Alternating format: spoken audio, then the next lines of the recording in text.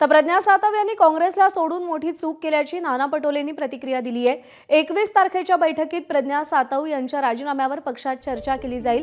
गटबाजी सगळीकडे असते म्हणून पक्ष सोडायचा नसतो असं मत पटोलेंनी व्यक्त केलंय।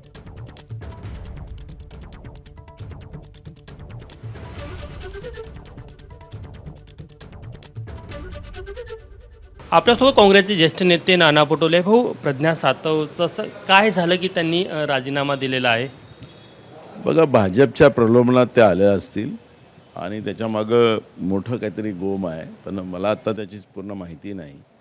ते आल्यानंतर त्याच्यावरची प्रतिक्रिया आपल्याला देऊ। पण इतकं घनिष्ठ संबंध होते त्यांचे गांधी कुटुंबासोबत, दिल्लीमध्ये एक मान सन्मान होता आणि राजीव सातव यांचा एक इतिहास देखील आहे। राजीव सातव होते, यांच्यात काय दोष होता की नव्हता त्याला आता आम्हाला तपासायचं काही कारण नाही।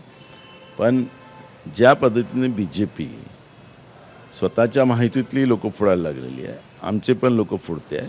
कुठलं प्रलोभन दिलं मी तुम्हाला तेच सांगतो आणि वारंवार सांगणार। ते माहीत झाल्यानंतर कुठल्या प्रलोभनाच्या खाली ह्या तिकडे जातात आहेत ते तपासून आम्ही तुम्हाला सांगू। हिंगोली जिल्ह्यातील काही स्थानिक काँग्रेस नेत्यांसोबत त्यांचा वाद होता आणि वारंवार त्यांना डावललं जात होतं।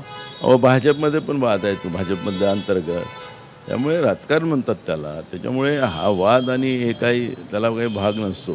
त्याला आपलं नेतृत्व, त्यांना संधी मिळाली होती, त्या संधीचं सोनं त्यांनी करायला पाहिजे होतं। काय वाटतं तुम्हाला, अशी काय परिस्थिती आली असेल? तुमचं काही बोलणं झालं का मधल्या काळात? नाही, माझं याच्यात काही बोलणं नाही झालं। पण त्यांची नाराजी समजून घेतली नाही प्रदेश नेतृत्वाने, त्यामुळे कुठेतरी त्यांनी भूमिका तर आपल्या जिल्ह्यातच आहे, तुम्हाला माहिती आहे। त्याच्यामुळे आता जे 24-25ला मीटिंग आहे त्याच्यामध्ये आम्ही चर्चा करू। ABP माझा, उघडा डोळे बघा नीट।